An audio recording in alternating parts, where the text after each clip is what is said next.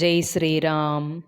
శ్రీమద్ రామాయణము బాలకాండ 73వ సర్గ. విశ్వామిత్రుడు కామధేనువును ఇమ్మని వశిష్ఠుని కోరుట. గౌతమ మహర్షి తనయుడు శతానందుడు ఇట్లు పలికెను.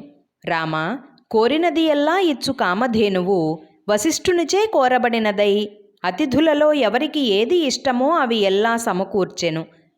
భక్ష్యములు పానీయములతో అన్నపు రాసులతో ఆ ప్రదేశమంతయు నిండిపోయెను. వివిధములగు రుచిగల పదార్థములతో పాత్రలన్నీయూ నిండియుండెను.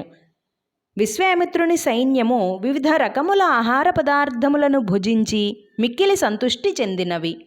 విశ్వామిత్రుడు తన అంతఃపుర జనులతో, మంత్రులతో, బ్రాహ్మణ పురోహితులతో విందు ఆరగించి ఎనలేని ఆనందమును పొందెను.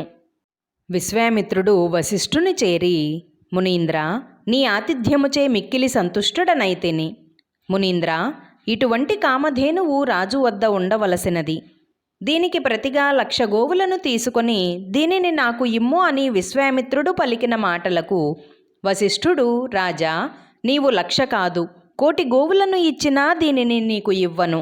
ఈ కామధేనువు వల్లనే నా యజ్ఞమునకు కావలసిన సంభారములు, హోమద్రవ్యములు సమకూరుచున్నవి. ఓ రాజర్షి, నేను సత్యముచే చెప్పుచున్నాను. ఈ ఆవే నా సర్వస్వము, నాకు ఎల్లప్పుడూ సంతుష్టినిచ్చున్నది. కావున రాజా, ఇది ఇవ్వటము జరుగదు అని పలికెను.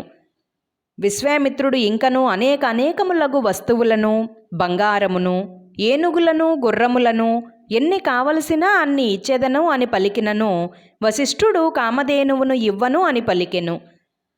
జై శ్రీరామ్. 73వ సర్గ సంపూర్ణము.